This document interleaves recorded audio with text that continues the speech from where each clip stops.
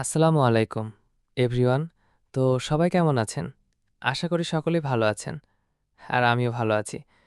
আমি দেখলাম অনেকেই মনে করছেন যে এই গল্পটা অন্য কারো। কিন্তু না, গল্পটা আমার বানানো। সব কিছুই আমি করেছি। আর এটা ভাবার কারণ আমি জানি। কারণ হলো আমার ইউটিউব চ্যানেলটা অনেক ছোট। আর তাই হয়তো আপনারা এমনটা মনে করছেন।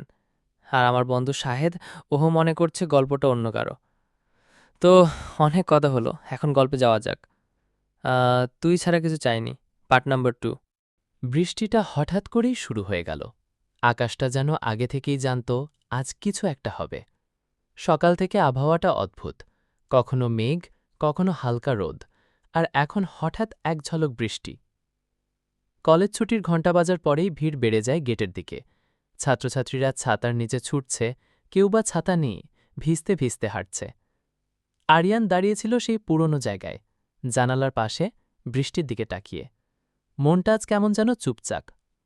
মিম হঠাৎ এসে পাশে দাঁড়াল, চুপচাপ। কোনো কথা নেই, শুধু দুইজন বৃষ্টি দেখছে। তাদের পাশে যেন সময়ও থেমে গেছে। একটা সময় মিম বলল, তুমি জানো আমি বৃষ্টি পছন্দ করি, কিন্তু আজকে এই বৃষ্টি কেমন যেন বুকের ভিতর কাঁপন ধরায়। আরিয়ান কিছু বলে না, তবে তার মুখে যে একটা চাপা অস্থিরতা, সেটা মিম বুঝতে পারে। তারা একসাথে হাঁটতে শুরু করে কলেজ গেটের দিকে।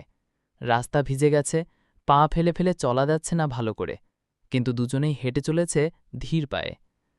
মিম আচমকা জিজ্ঞেস করল, আরিয়ান, যদি আমি হঠাৎ একদিন হারিয়ে যাই, তুমি আমাকে খুঁজবে? প্রশ্নটা এমন হঠাৎ যে আরিয়ান কিছু বলতেই পারল না, শুধু তাকিয়ে রইল মিমের দিকে। তার চোখে কেমন যেন একটা ভয়, একরাশ না বলা কথা। আরিয়ান ধীরে ধীরে বলল, তুই হারিয়ে যেতে পারিস না, কারণ তুই তো আমার সব। মিম চোখ নামিয়ে ফেলল, হালকা কাঁপা গলায় বলল, সব কিছুই কি সব সময় ঠিকঠাক থাকে? আরিয়ান উত্তর দিল না, শুধু তার কাঁধে ছাতা তুলে ধরল, যেন এই বৃষ্টির মধ্যে অন্তত তাকে ভিজতে না হয়। তাদের সম্পর্কটা যেন এক একটা শব্দে তৈরি নয়, বরং নীরবতা দিয়ে বাঁধা। প্রতিদিন তারা আরও কাছাকাছি আসছিল, আবার যেন কোথাও দূরত্বও তৈরি হচ্ছিল। মাঝে মাঝে মিম ক্লাসে আসত না, ফোনে পাওয়া যেত না, কিছু বলতো না, কিন্তু চোখের কোণটা যেন সব বলে দিত। আরিয়ান চুপচাপ তার জন্য অপেক্ষা করত, দিনের পর দিন। একদিন মিম কলেজে এলো অনেক দিন পর। চোখের নিচে কালি, মুখে হাসি নেই। আরিয়ান প্রশ্ন করল না, শুধু বলল, আজ বসবি জানালার পাশে? মিম মাথা নেড়ে হ্যাঁ বলল। ক্লাসে বসে দুজনেই চুপ। হঠাৎ আরিয়ান বলল, তুই জানিস, আমি তোর চোখের দিকে তাকালেই বুঝি তুই হাসছিস কিনা, না শুধু চেষ্টা করছিস হাসার। মিমের চোখ ভিজে এলো। এই প্রথম সে বলল, আমার জীবনটা এমন না ছিল, কিন্তু হঠাৎ সব কিছু কেমন যেন বদলে গেল। মা বাবার সম্পর্ক ভেঙে গেল, বাসার পরিবেশ অদ্ভুত হয়ে গেল। আমার কেমন যেন দম আটকে আসে সবসময়। আরিয়ান কিছু বলেনি, শুধু মিমের হাতে নিজের হাতটা রাখল। একটুখানি স্পর্শ, কিন্তু সেই স্পর্শে ছিল ভরসা, ছিল আশ্বাস। সেদিনের পর থেকে মিম আরিয়ানকে নতুনভাবে দেখতে শুরু করল। ক্লাসে, লাইব্রেরিতে, ক্যান্টিনে তারা একসাথে সময় কাটাত। আরিয়ান মাঝে মাঝে বই এনে দিত মিমকে, তার জন্য গান শুনিয়ে দিত, অথবা ছোট ছোট চিঠি লিখে রাখত খাতার পাতায়। মিম ধীরে ধীরে বদলে যেতে লাগল, তার চোখে আবার আলো ফিরে এলো। কিন্তু সুখের গল্পগুলোতে যেন সবসময় একটা বাঁক থাকে।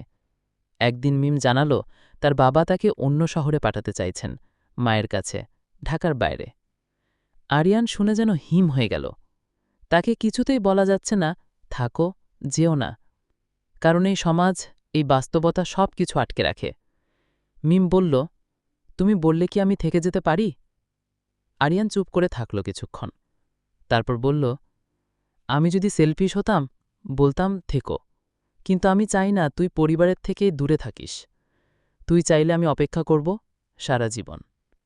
মিমের চোখ আবার ভিজে গেল। বিদায় নেওয়ার দিন কলেজের সবাই হাসছিল, কেউ কিছু টের পায়নি। শুধু আরিয়ান আর মিম জানত, আজকের দেখা হয়তো অনেক দিনের শেষ দেখা। গেটের সামনে মিম বলল, আমার প্রিয় গানটা মনে আছে? আরিয়ান বলল, জীবনটা যদি গান হতো, তুই হতি আমার প্রতিটা লাইন। মিম কিছু না বলে এগিয়ে গেল। আর পেছনে পড়ে রইল এক নিঃশব্দ ভালোবাসা, একটা অপেক্ষার শুরু। তারপর সময় কেটে যায়, দিন, সপ্তাহ, মাস। মিম আর ফিরে আসে না, কিন্তু আরিয়ান অপেক্ষা করে। প্রতিদিন ঠিক সেই জানালার পাশে গিয়েই দাঁড়ায়, যেমনটা প্রথম দিন মিমকে দেখেছিল। সময় যেন থেমে নেই, কিন্তু আরিয়ান, সে তো থেমেই গেছে। সেই দিন থেকে, যেদিন মিম গেটের সামনে দাঁড়িয়েছিল, সেই দিনের কথা, সেই দিনের কথাগুলো, প্রতিটা মুহূর্ত তার মনের মধ্যে প্রতিধ্বনি হয়ে বাজে আজও। বৃষ্টি ঝরছে আবার। এখন আর কলেজে যাওয়া হয় না, কিন্তু অভ্যেসটা বদলায়নি। সেই পুরনো জানালার পাশে দাঁড়ানোর, সেই পুরনো বেঞ্চে বসার, সেই পুরনো স্মৃতিগুলোর সাথে কথা বলার। কয়েক মাস বেরিয়ে গেছে। মাঝে মাঝে ফোন স্ক্রিনের দিকে তাকিয়ে থাকে, কোনো মেসেজ, কোনো কল, কিন্তু না, কিছুই আসে না। বন্ধুরা বলে, ছাড় তো ভাই, অনেক সময় কেটে গেছে। কিন্তু কিভাবে ছাড়বে? ভালোবাসা তো কোনো সময় মেনে চলে না। একদিন পুরনো ডায়েরির পাতায় চোখ গেল। সেই পাতায় লেখা ছিল, আমার কোনো দাবি নেই, শুধু চাই থাকিস পাশে। লেখাটা ছিল মিমের হাতের লেখা।